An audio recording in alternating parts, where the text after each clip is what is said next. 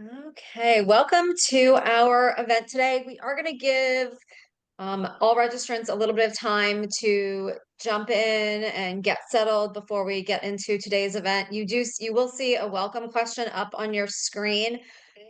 Please go ahead and answer that prior to us starting, and we appreciate you being on with us. I see that we've got quite a few people already joining. I anticipate more will be popping in the next couple of minutes. But on behalf of the entire team at Environment+Energy Leader, I welcome you to New Horizons, Brownfields Restoration and Community Revitalization with expert guidance. And I can tell you we have quite an amazing team of experts on with us today. Before I turn the presentation over to Chris, for the event, I do want to go over a few housekeeping items with attendees. Montrose will be providing a copy of the slide deck for all live attendees, all registrants. After the conclusion of today's event, it will be in the form of a follow-up email over the next few days. So please keep an eye on that. No need to sit down and take notes during this. Be present, listen to the conversation, and as always, submit questions using the Q&A button. We will do our best to make time for as many questions as possible at the end of the event. That being said, if we do not get a chance to answer your specific question, all questions will be answered and answers will be provided in that follow-up email as well. From my end, please feel free to say hi in the chat. Tell us where you are joining from, why you have decided to be on with us today, and we appreciate you taking part of the time out of your day to be on with us. So at this point, I'm going to turn it over to Chris, and I will rejoin everybody for the Q&A. Thank you, Jessica, and welcome everyone. My name is Chris Jadak, and I'm the Brownfields and Community Revitalization Practice Leader at Montrose. Super excited today to introduce you to our multidisciplinary panel of specialists who will be sharing the latest news, trends, and technologies as it relates to various phases of brownfield revitalization. Next slide. So a little bit about Montrose. We're a global publicly traded consulting firm focused on the environment. We have over 3,500 staff and about 100 offices, with the majority of those within the United States and Canada, and then a significant presence in Australia and Europe. Next slide. As a firm focused on the environment, we do a little more in the environmental space than other consulting firms. We provide integrated solutions for our clients through our various divisions, some of which include enthalpy analytical and in-house network of laboratories, environmental standards, an in-house network of chemists, data validation management and analysis specialists, ECT2, an in-house division focused on treatment technologies, and the list goes on and on. So when you're only focused on the environment, we do a little bit more in that space. Next slide. So our panelists today include a diverse group of funding and grant specialists, urban planners, designers, assessment and remediation engineers, and data management specialists. So I'm going to introduce each one as we walk through today's roundtable. Next slide. We have an ambitious agenda for today, including a discussion of new horizons for the various facets of brownfield revitalization projects, starting with a hot topic discussion on the latest news regarding various funding programs. So next slide. Without further ado, we'll get into part one of today's roundtable discussion, which starts with myself and Emily Andrews talking about the latest news regarding funding programs. Next slide. So at this point, we will have our first poll question. So if you're anything like me and you are heavily involved in helping clients secure and effectively utilize funding from the Environmental Protection Agency or other state and federal agencies, the past month has been a whirlwind of activity as the Trump administration has transitioned into the various agencies. The activities on this slide that are listed, they just cover the first 2 weeks of the Trump administration through the end of January.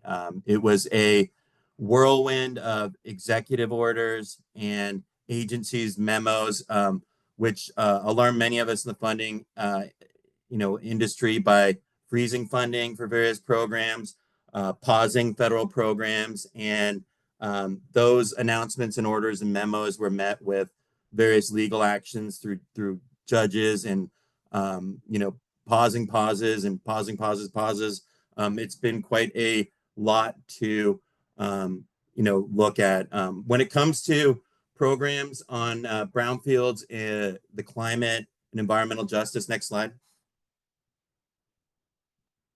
Some of the biggest impacts that we're seeing are actually the impacts to the folks that we work with at the various agencies, in particular, EPA staff that help manage and administer these grants. There were various mandates regarding returning to offices, which had disrupted a lot of folks who were on remote work assignments. There were a bunch of mandates regarding outside communications with grantees and the status of grants. So one day it was pause, the next day it was proceed with caution, and it's kind of been an ebb and flow on the day-to-day. But those mandates were quickly followed by a reasonable concern for various jobs, with our friends in these agencies. And there have been pretty swift firings, layoffs, and leaves that have been happening daily during most of February. So we really feel for our friends at those agencies who have been doing good work, and it's been disruptive for that. For us consultants and our clients who are grantees, there's also been a little bit of mass confusion and panic regarding the status of grants. Should they stop work? Will they be able to access funding next week if they continue to accrue charges on their grants? It's really been a roller coaster of emotions. Next slide. So what can you do as a consultant or a grantee? We're recommending that our clients stay in frequent communication with EPA project officers and other key stakeholders involved in holding up these programs at the federal level. We're also recommending folks take an active interest in monitoring the latest news, but stay calm.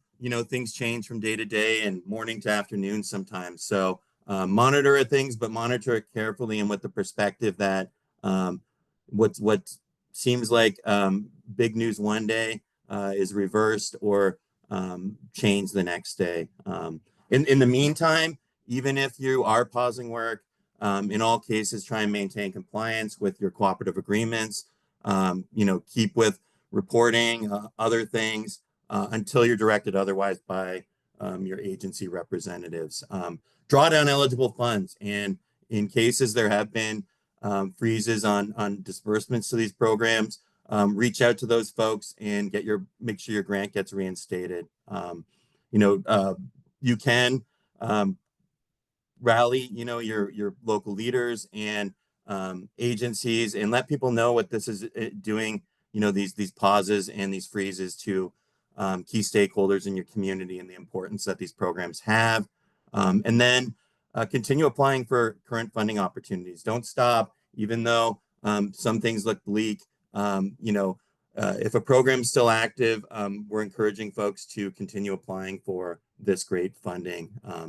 A little bit of good news, with some of these pauses, the Congress, the Senate committee did approve, the Brownfields Reauthorization Act of 2025 that was approved on February 5th. And it's got some great initiatives to help pass money to smaller communities throughout the country, to help remove some of the burden it takes to apply for these grants, and other good news. So during the first Trump term, there was the BUILD Act that was signed that had more of a focus on economic development, and this time it seems to be being reauthorized in a similar vein. So the other thing you can do in times of change is look at your strategy and adapt, your funding programs. If one of your key programs is going to be reduced, look for other opportunities. And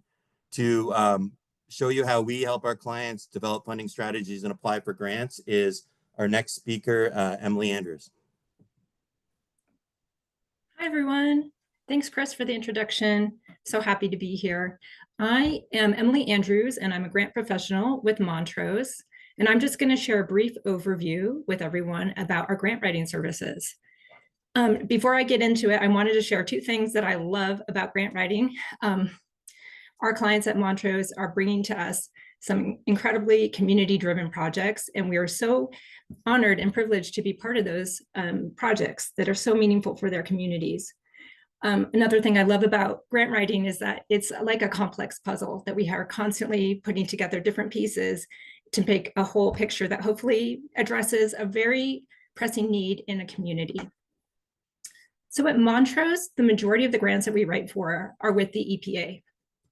But I wanted to highlight that we write grants for about a dozen other federal agencies.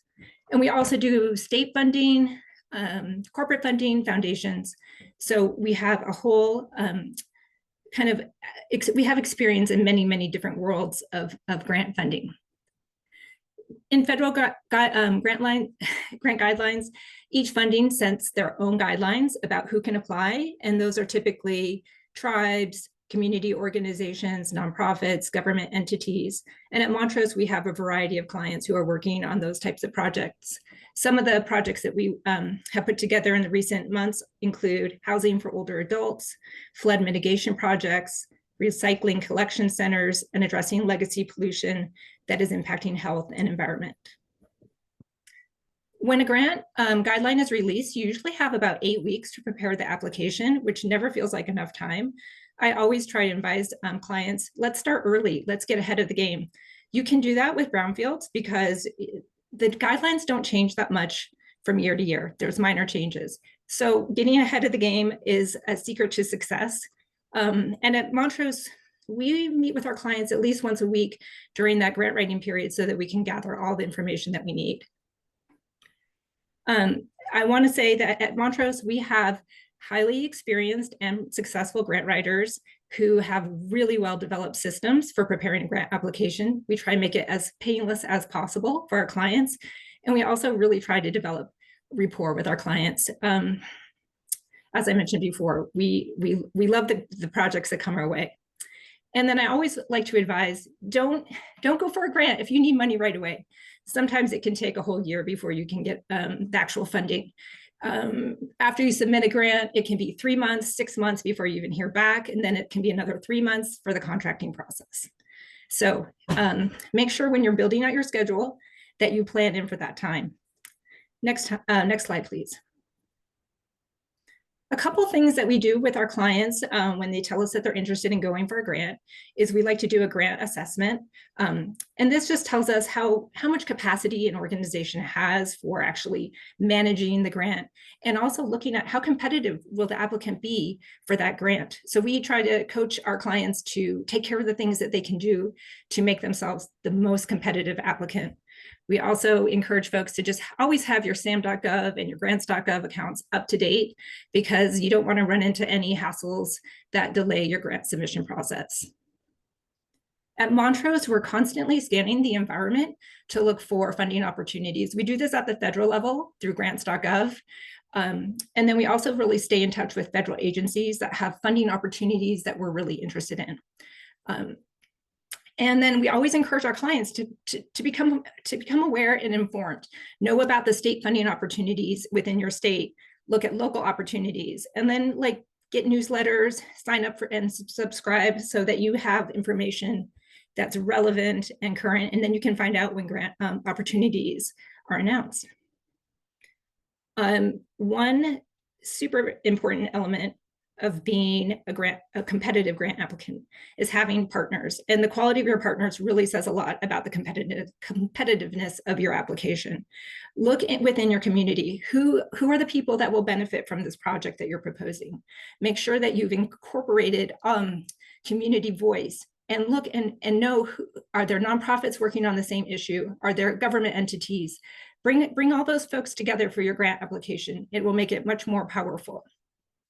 Next slide, please. At Montrose, we definitely take a deep dive into data. We have on the slides several different data sources that we use when we're looking at a community. We're really trying to understand what is the socioeconomic issues that this community is facing, but also like the health issues. We really like to put the whole picture together so that we understand when we're proposing the project why it will create the biggest benefit for the community and why it's addressing a longstanding need. I wanted to just mention one interesting project that we worked on recently was a flood mitigation project where we saw that a lot of people in that community have asthma. And once we started looking deeper, we saw because all of their houses are moldy, and to really make the grant stronger, we introduced some ideas to improve indoor air quality. And then I just want to wrap up with a few tips for a winning proposal. As I mentioned before, start early. Know the story of your community, have a compelling vision for what you want to change, how you're going to do it, the people that are going to be involved, and then, you know, combine it with data and combine it with community voice. And I always recommend having an experienced team on your side when you're putting together that grant application. That's all I have. I'm not sure if a poll question is going to appear. That's it. Thank you so much.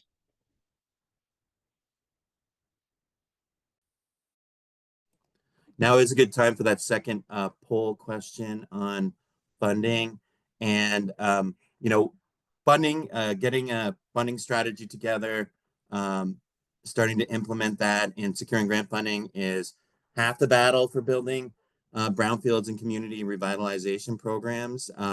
But what really excites and energizes these programs is the vision to action aspects of these projects. And here to provide an East Coast and West Coast perspective, we've got Ryan and Anna, urban planners and designers, to talk about the latest new horizons in reuse planning activities. Next slide. Hey folks, so I'm Ryan Gibbons and I'm a land use planner and urban designer. And my team gets involved with brownfield redevelopment projects to help local communities define a vision and action plan for these properties.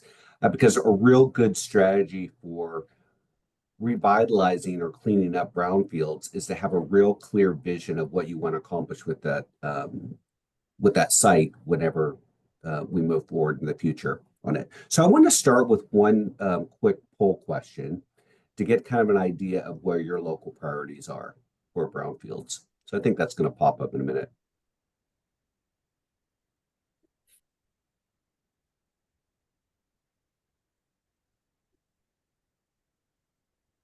Guess it's not going to pop up, but if you could go to the next slide, please.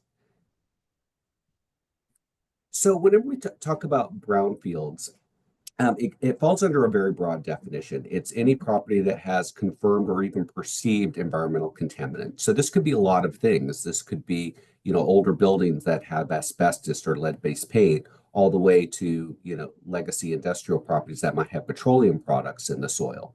So it really is all encompassing of properties that are more kind of a legacy neighborhoods, downtown areas, urban environments. A lot of older properties could be considered a brownfield. And like I'm on the West because I'm in Washington State, and sometimes brownfields are perceived just very differently depending on what part of the country. For example, on the West Coast, a lot of times I'll go to a city or a county government and be like, well, let me help you with your brownfield reuse. And then we'll get reactions like, we don't have brownfields. We're not the Midwest. We're not back East. But brownfields could come in different forms, like old service stations. You know, there could be leaking underground storage tanks there. It could be old shop space along Main Street. And since it was built before 1980, there is a likelihood that it could have asbestos and lead-based paint. So the brownfields are in so many different places, and they just might look a little differently depending on what part of the country you're here. So I'm going to introduce my colleague, Anna. And she's in the Pittsburgh area. She's going to talk about the little differences on the East Coast, and then some of the typical planning activities that we're seeing related to brownfields. So Anna. Ryan. Hi, everyone. Anna Leischer. I'm a brownfield reuse planner with Montrose, as well as a community engagement specialist. We'll talk more about the planning side of things today. And it's so you see a couple of images here of sites in the east. Some of them look similar to the ones that you see on the west, but I'm calling in from the Pittsburgh area, and we've seen a real transformation on, you know, our waterfronts here that used to be filled with industrial sites, and now it's a space for people in the center of commerce and recreation. Next slide, please.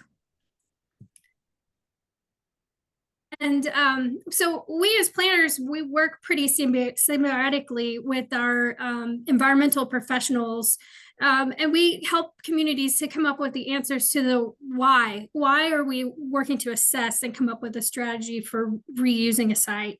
And it's, you know, the repurpose is the why. And that's really important in order to build momentum with a project. So when Ryan and I were putting our heads together and coming up with content to share today, we wanted to look at some themes and trends that we saw on the East Coast and the West Coast. And we've found that a lot of the things that we see happening in communities are pretty similar in terms of, you know, communities that are more desirable have a rising need for housing, and especially affordable housing. We see a more intense need for infill development and mixed use, and really reactivating downtown spaces. But the biggest difference we saw is just based on the timing of places having been developed and places in the East generally being older. We have a lot of older infrastructure and just different phases that we're finding communities in the succession of reuse. And each community sort of brings its own adventure. But as you see here on the right of the slide, we have a lot of having the industry of the mid 20th century having really declined since then. We're left with a lot of industrial infrastructure that was put in place for very specific purposes, and communities are faced with the challenge of, can we find a way to reuse this stuff? Or do we want to take on the difficult challenge of removing it so that we can put what we want to see next? And then another thing that we commonly see, and you know, we don't have a whole lot of time, so this is just two of many things, but downtown buildings, and even in some of the most successful revitalized communities, you might see activated ground floors with commercial, but these upper floors of downtown buildings can present a real challenge, and they can be an important part of the solution, especially as you think of things like affordable housing. And one thing that we often help developers and property owners try to do is find ways to repurpose those upper floors, sometimes for residential. But then when you go to do that, you have to address code updates and hazardous materials sometimes that can be real challenging for communities. Next slide. And when it comes to brownfield revitalization trends, we're dealing with a lot of the effects of urban sprawl, and in many cases there are sprawl developments on the outside of town, big box shopping centers, which might not be as cool as downtown buildings, but there's useful infrastructure there for reuse. And as I mentioned previously, maximizing the use of spaces. And I would also argue that it's a lens of urban development often that we have even in more rural places. It's that center of town where we're working to reactivate, and a lot of the activities that we're moving forward are a more urban lens, even in rural places. And then some cool things that I've seen in recent years is tourism economies in places where they were formerly, wild lands outside of town were used for extraction. We're seeing these communities to really embrace the wild spaces and to have commercial spaces that provide a recreational and a tourism economy. And especially in the East, a lot of our sites that we're working on have an abandoned rail line, or in some cases it's already a trail, that are that are providing a network that connect these spaces, which is really cool. And other good news is that we've seen a transformation of our waterfronts. Waterfronts used to be really utilitarian. They were used for industry. You would see bulkheads and barges and all sorts of things. And the river banks were someplace that was out back where things were dumped. And, this was all prior to the Clean Water Act. We're still recovering from some of those activities, but communities really see their waterways in a different way. And there's really a center around which and an asset around which development can occur. And I'll kick it back to Ryan to talk about some of the projects and deliverables we work on for planning. So whenever you're thinking about reuse planning for brownfields, there's quite a bit of tools that are usually tied into federal EPA grants on it. If, say, you're a city or a county government or even a tribal government, and you're thinking, where do I even start? One of the tools that you could do is called a property inventory or brownfield inventory. So it tends to be more of a GIS exercise. So you incorporate a bunch of data sets that align with the definition of brownfields. For example, buildings that were built before 1980. If you're a site that's on one of those state or federal databases for regulatory compliance, that could be another thing. Old Sanborn maps, those are those insurance maps. They would identify what past land uses were there. So then you can apply all these data sets, and then you can have more of a map that'll show you what parts of town might have quite a few brownfields clustered together. My colleague Miranda is going to talk about this a little bit later, but that's really could be a really good start for you to kind of hone in on some areas. And then also, before you embark on reuse planning specifically, it's really good. I would say it's a really good idea to create a community engagement plan. It could be community wide, it could be just for that specific area. And I really like doing community engagement because it's light, but also you can build support for that property reuse rather than somebody just getting a notice, on their door, like, hey, something's happening there. But it also helps us to align our reuse planning ideas with really community need. If people can't find a decent apartment to rent, maybe that's, an option that you might want to explore at a brownfield redevelopment site. So, and this is usually under EPA brownfield grants as far as eligible activities, but they usually fall in like 4 buckets. You could do site-specific reuse planning. Let's say you have an old factory building. So you're going to explore what are the reuse options for that specific site, and then also look off that site as far as, what type of infrastructure is needed to be upgraded to serve, future uses there. You can also look at the broader community, broader neighborhood where you might have several brownfields clustered together in a defined area. That's called area-wide planning under a lot of EPA brownfield grants. And it's like a neighborhood plan or a downtown plan. You're really taking a holistic look at the whole neighborhood because the idea is as you elevate the neighborhood, brownfields naturally redevelop as there's more interest in redevelopment activity through that. Or you could be looking at brownfield redevelopment as the catalyst for larger district change. We're also seeing there is incredible need for infrastructure studies because a lot of times brownfields are on older parts of town. We have older, say, water and sewer lines there. And then what we've found is that local governments will try to recruit a developer entity or an investor to redo these brownfield sites. But then, when it comes to construction plan approval, it's like, oh, we have to upgrade quite a bit of water line. So it's really good to get an idea, a sense of what your infrastructure conditions are as part of your planning process. And then the last bucket is what we just call other special studies.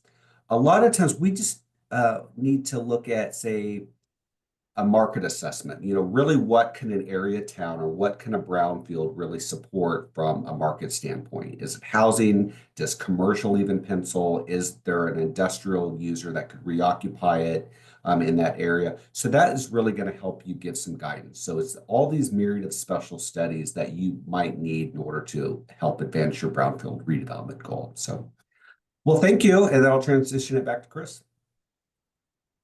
Thank you, Ryan and Anna. And behind every good vision action plan is sound environmental site assessment and remediation data. And here to talk about some technologies we're using is our expert remediation engineer, Kevin Ignazak from Rochester, New York. All right. Next slide, please, Lauren. All right. Hey, everyone. Hope everyone's doing well, and thanks for taking the time to join us today. So, as Chris mentioned, my name is Kevin Ignazak. I'm a senior principal engineer here at Montrose, and I'm here to talk to you today about a couple of innovative technologies we've been using to investigate and remediate our brownfield sites. The first is LiDAR, which stands for light detection and ranging. And then the second is geophysics surveys, which is a combination of ground penetrating radar and electromagnetic technologies. And then I wanted to talk lastly about PCBs, which are polychlorinated biphenyls, which are in building materials and can be quite common. And there's something that are not usually looked for in your regulating building material surveys, such as asbestos and lead-based paint. But if these PCB containing materials get mixed in with your general construction debris and are improperly disposed of and found out, it can become very problematic and quite expensive. Next slide, please. So LiDAR, what is it? In simple terms, it's basically an aerial survey. You can use a drone or an airplane. And what it does is it emits pulses of laser light that as the aircraft is flying, these pulses go down. It records how quickly they come back and are picked up. And it produces really accurate XYZ measurements of the ground surface, as you can see in that photo to the diagram to the right. But we've been using this on very remote sites that, there's not a lot of people, they're very overgrown, and there's not a lot of site history other than there was a lot of activity there 30, 40, 50 years ago. Next slide, please. So what these XYZ measurements can do is they generate these really great 3D point clouds, which generate these digital elevation models. And what we do is, because the sensitivity is so great, you can actually pick up slight modifications in the topographical surface to like surrounding areas.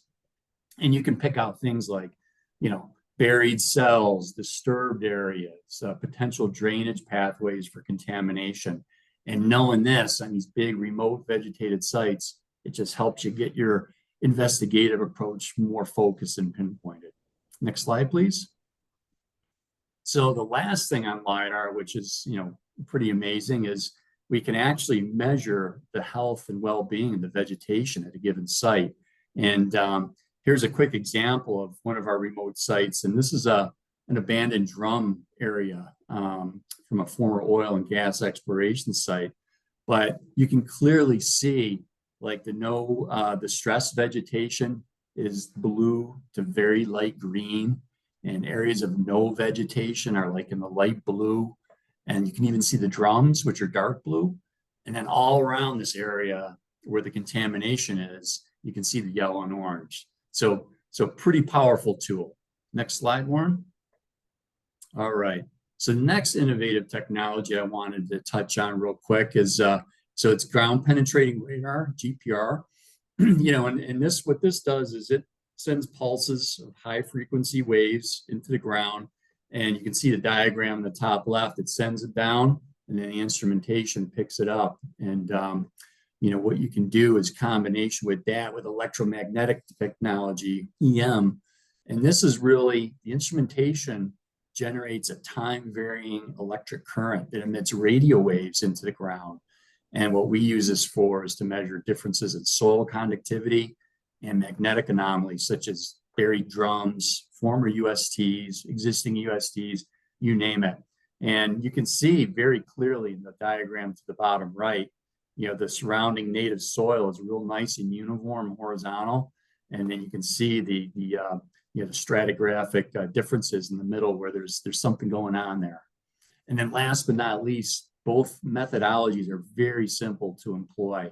They're either handheld or towed instrumentation, and personnel will walk on a prescribed grid pattern across the site. Next slide, Lauren. All right, here's a quick application. So this involves a historical underground storage tank. The old grainy black and white photo to the upper right. This tank was reportedly removed by the fire department, but there was no documentation as part of our phase 1 environmental site assessment. And then fast forward to spring of last year, that photo in the bottom right, same perspective, same viewpoint. You can't even tell if the tank's there or not. So we decided to use GPR, and sure enough, the picture to the left, you can clearly see the outline even below the sidewalk. And what this does is this allows the redevelopment contractor to be better prepared to deal with this UST that's going to be affected as part of the reconstruction. Next slide, Lauren. All right. So this isn't really an innovative technology, but I just wanted to bring to attention, especially for you building owners out there, about the presence of PCBs in common building materials. EPA believes they were largely used between 1950 and 1979. In 1979, they're actually banned, but a lot of common materials. I'm not going to go through all these, but we find them most commonly in paint, caulks, sealants, electric light ballasts, and things like that. And the danger here, well, warning, I guess, is you don't want to mix these PCB containing materials in with your general construction and demolition debris and haul it to a clean site or a C&D facility or even a non-hazardous landfill that isn't permitted to take PCBs. Next slide. So the number one thing a building owner can do is to do just proper characterization, and as part of that, regulated building materials. So when you're collecting your lead-based paint samples, your asbestos, grab some samples of PCBs. And again, you can't, there's no way you're going to assess every potential PCB containing material in there. But what we like to do, and this is what Montrose does, just look for common substances, grab a sample from homogeneous area, see what you have. And depending on the variations of the concentration, if it's between 1 and 50, maybe you want to confirm what you're finding. But if it's over 50, then you're getting into hazardous waste threshold criteria. And, again, this is what we recommend. But again, listen to your friendly and experienced neighborhood consultant. Next slide. All right. So just a couple things here. And this is my last slide. So the applicable regulations, and again, very confusing, very tough to work with. The federal regulations are in Title 40, Part 761. And many states have more stringent regulations. But by and large, if you're below 1 part per million, 1 milligram per kilogram, you're okay. If you get between 1 and 50, it's kind of like in a non-hazardous kind of threshold for disposal. And then over 50, like I said, then you're flirting with a hazardous waste situation. And what happens is contractors will demolish these buildings and they haven't assessed these PCB containing materials. And inadvertently, it gets mixed in with all the general C&D debris. And where it gets found out is if at a non-permitted facility, C&D facility, clean fill site, or random samples taken, then it gets to be a real problem. So a few recent examples here. The first is investigation or remediation of 2 non-hazardous landfills. $3 million at each landfill was spent to investigate and remove the PCB impacted concrete. Again, it was just a random sample check by the landfill, and they found PCBs, and they weren't a permitted non-haz Record D facility to take PCBs.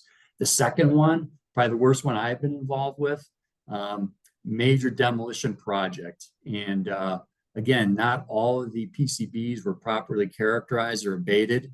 And after taking down these major structures, the contractor ground up 26,000 yards of concrete to generate recycled concrete aggregate. And it was found that at PCBs between 1 and 10, $9 million to transport and dispose of this material at a permitted facility. Totally unanticipated. But then last but not least, pre-demolition success. If you do the proper characterization, demarcate where your different concentrations of PCBs are, it can reap rewards on the T&D side. And recent example here is we saved $600,000 on just disposal alone for a recent project and client. So that's it. Chris, back to you.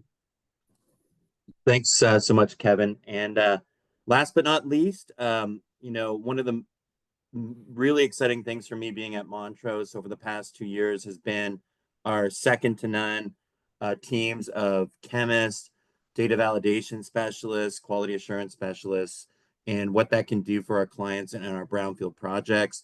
And here to represent that team is Andrew and Miranda. Hi, Chris. Thank you. My name is Andrew Bradley, and at Montrose, here I'm an enterprise data architect. I'm tasked with bringing technology and data management to internal and external projects. And, we've discussed several aspects of brownfield life cycles. And really the core of many of these projects is going to be data and having quality data collection, quality monitoring, having a data management framework in which to place the data and present it so that it can be analyzed and reported on is very important. Data management shouldn't be an afterthought. Next slide, please. Oh, that slide. So Sensible EDP is environmental data platform.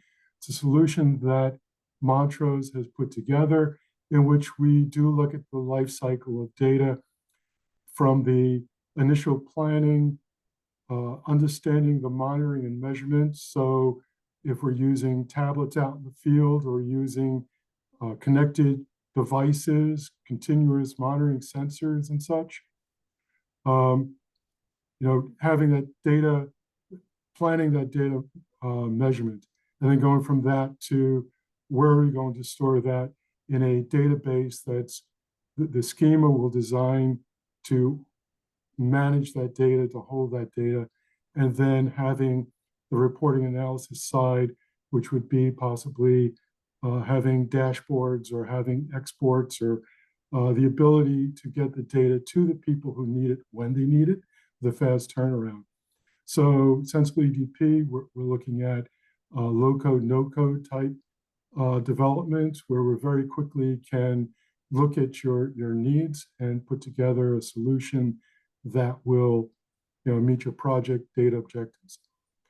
Bottom left-hand corner, want to talk about Spot a little bit. I was pretty excited to find out that we have a Spot, and having the ability to use basically a smart robot to send into locations where possibly are dangerous for humans or due to the environment, or have it do tasks that are very repetitive, like setting up a grid and monitoring a grid.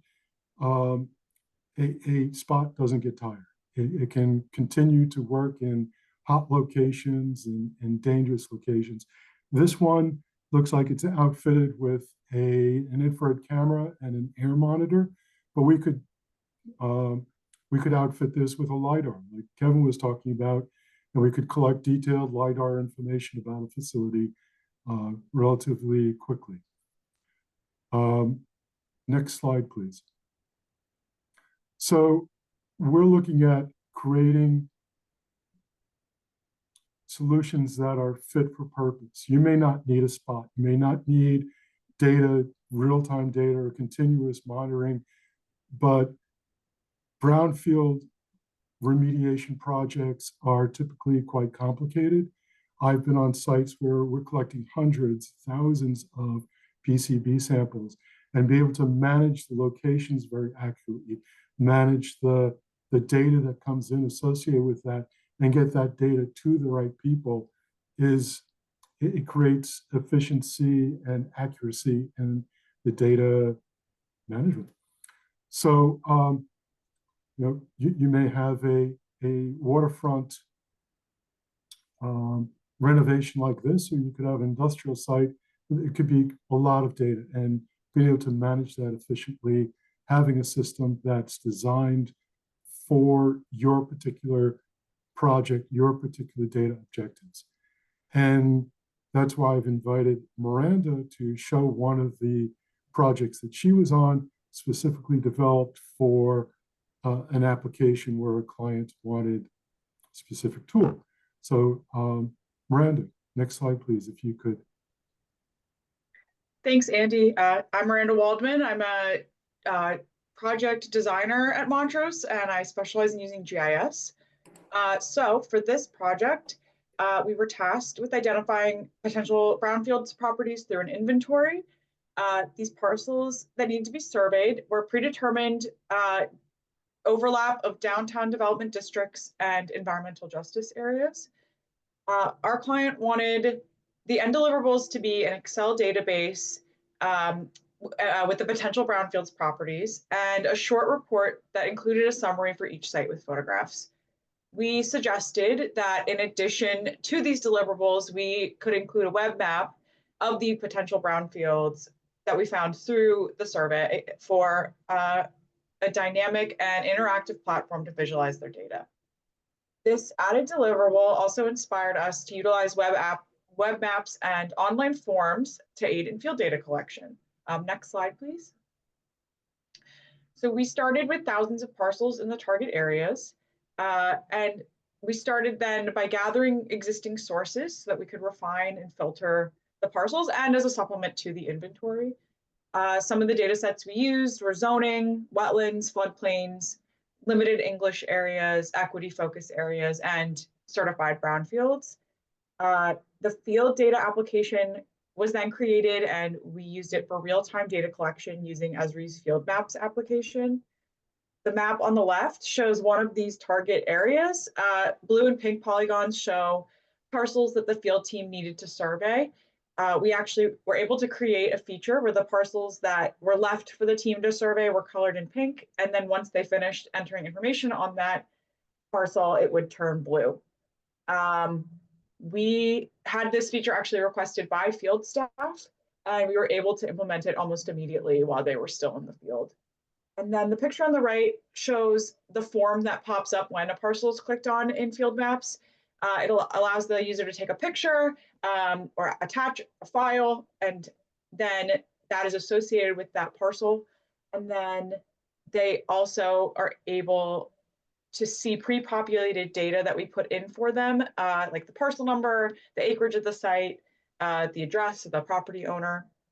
But we have edited that information out of the photo for privacy. Next slide, please.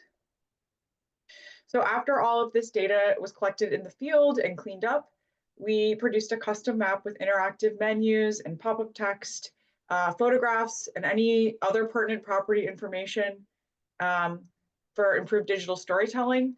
The photo shows an example of the pop-up that the client may see if they click on a parcel in the map. And we also utilized GIS to create the report, and we were able to convert the attribute table from the web map of the parcels into the Excel database. I think that utilizing GIS made both of these deliverables a much faster process than was originally anticipated without using GIS. Next slide, please. So this shows a screenshot of the final web map. We were able to add the supplemental data into it as well. So we have the certified brownfields shown as the blue dots, and then the SIR sites represented by the red triangles. And then I want to point out that the web map that the client has, the potential brownfields we recommended, were shown in green if we thought it was definitely a brownfield, and yellow if it deserved more attention and research, but that has been removed again for privacy. Next slide, please.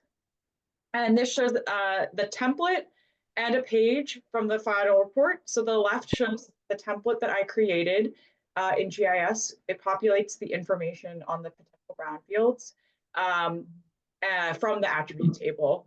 And with a click of a button, we were able to generate the report in minutes, and each site had a page that looked like the page on the right. I think that using GIS technology to assist with this brownfields inventory allowed us to streamline the process, and it made it much more efficient to determine which properties were potential brownfields. It also allowed our client to have a dynamic and interactive platform to use, view, and explore their data, allowing them to better understand which properties could be eligible for brownfields funding or maybe just given some extra attention. So with that, I'll hand it back over to Chris. Thank you, Andrew and Miranda. And that was a great example you shared I was personally able to use the inventory results for downtown Dover in Delaware and use it to tell a compelling brownfield story without having to travel across the country and visit myself, although I do hope to one day make it to Delaware. So thanks again. And now we're going to hand it back to Jessica to guide us through Q&A. And I know we have only got a limited amount of time left. So those who have submitted questions either before, the webinar or during, and we don't get to them, we will be personally following up with folks. So Jessica? Yes, no, thank you. And a fantastic presentation. And thank you to everyone who is on with us today, who participated in the poll questions as well as submitted questions. So let's just jump into it. How can a company get through the maze of trying to reach decision makers to turn brownfields into energy fields? That is one of those challenging questions, in particular with the change in administration right now and some of the less focus, I think, going forward on green energy and renewable energy. Right now, it's a uneasy time, and so we are going to be continuing to monitor, the changes in these programs as they relate to renewable energy, and we are going to have a monthly newsletter going forward to continue to provide updates, probably through the remainder of 2025, so that we can provide links and other ongoing updates to that. So with the with policies changing, and when in terms of the grant writing, the actual process, are you going to have to? Is your team going to have to adjust the language and some of the the terminology used that you might have used in the past that would have added to your huge success rate with these projects? So how is the language going to change? There is a little bit of a shift, from a primary focus on environmental justice and on climate change to resiliency and sustainability and economic development. So, usually what's good for the environment is being adapted to be feasible in the economics too, and so it's describing projects a little bit differently. And but a lot of the same areas and projects do have those elements that are going to be more of a focus for this current administration, particularly with development and jobs and revenue from property. So it's just a little bit of changes in terminology. There are, obviously some folks involved in environmental justice who hate to see it take any bit of a back seat. But the good news is the projects and the benefits in most cases will keep going on. Which is absolutely fantastic. I know we are slowly creeping up to the top of the hour. This next one, and I think it's a question that not just a singular person on this event has, but multiple. What strategies, and Anna, I'm going to direct this one to you. What strategies can be implemented to improve stakeholder communication and engagement? I love this question. And this is a great topic for a future webinar because we can only scratch the surface. But I think that the best quick answer is that it's not an afterthought and it's central to the plan. And we start planning projects with creating a community engagement plan. And I would argue to look at, talking about stakeholder engagement, which is important and it's your decision makers, but then also public engagement. And that's an important component as well. And it's, we can talk more about that. I'd love to. Anybody else? Sorry, we have another message that just came in. Real quick, somebody just asked, is this being recorded? Yes, the event is being recorded and you will be able to listen to it and watch it later on. So thank you. Chris, I'm going to jump back to you now. Can you walk us through the key elements of what a successful roadmap is going to look like in 2025? And if my company wanted to start with Montrose tomorrow, if we wanted to start the process, what would you need? What data would you need? What specific information? You're on mute. Muted myself for good reason there. So we would start with learning about your organization, your key initiatives, and where you have funding gaps. That's how we can really start to develop a framework for a strategy. And so for us working with new organizations, that's probably the biggest learning curve, is just really understanding what your passions are and where you need the most attention. In 2025, though, for our existing clients, there's going to be a need to adjust your funding strategy. Some of these programs will ultimately get reduced. And quite frankly, the last 4 years were the most lucrative, of the last 20 years for brownfields and environmental justice. So the lucrative period is probably ending. And in times of change, it's a good time to reevaluate your funding strategy. The truth is, what keeps us up at night as funding specialists is there's always too many opportunities. There's thousands of funding opportunities at the local, state, and federal level, and we can never do all of it. So in times of change, in times where your key programs are being reduced, it is an opportunity to retool your strategy and find alternatives, smaller pockets of money, different pockets of money to continue eliminating your funding gaps. No, thank you for that. And just wanted a quick mention, we did have some questions come in prior that asked about being able to assist with the grant process, specific questions about Green Era Chicago. All of those will be addressed in the follow-up email that is going to come from Montrose. It's going to have a copy of the slide deck along with all of the questions that we did not get a chance to answer today, and any additional information. I think we have time for one more question before we have to close up today's event. And let's see, we talked a little bit about the technology, obviously, that you're using. This specific question has to do with AI. Obviously, that's a huge part of our world that we live in too. Do you utilize any AI softwares in the project process? So Well, go ahead, Andrew. Yep, you take it. I can start a little bit, and then Chris, if you want to fill in. We're using AI right now on this tool. There's an AI assist. AI is ubiquitous. It's everywhere at this point. At Montrose, we are using AI for some document management and for some other tools. We're also looking at where we can apply it. There's a big umbrella that you can put AI in, whether or not you're looking at large language models, natural language, whether or not you're doing technical language, deep learning. There's a lot of, it's a very broad category. We're looking at where we can use Montrose in the future. We're actively pursuing where we can. It's new for many people, new for us. And I'll just add to that quickly, when it comes to writing grants and doing research, it's becoming a major asset.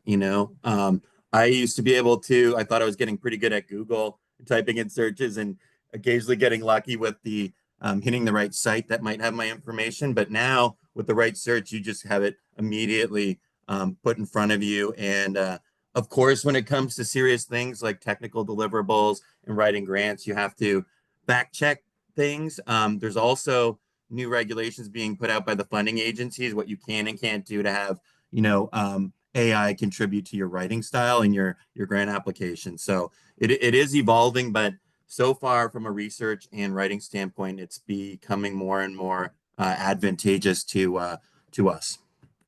Excellent. That is good information. And I want to take time to thank the entire team for Montrose for all the work they put into this event. Obviously, it's always wonderful working with the team on the back end and the front end. So thank you again for those who are able to join us live. If you are watching this on demand and you have additional questions, feel free to submit them in the survey. You'll get a survey that pops up on your screen at the end of this event, as well as in a follow-up email. So thank you again, and we look forward to the next event with your team.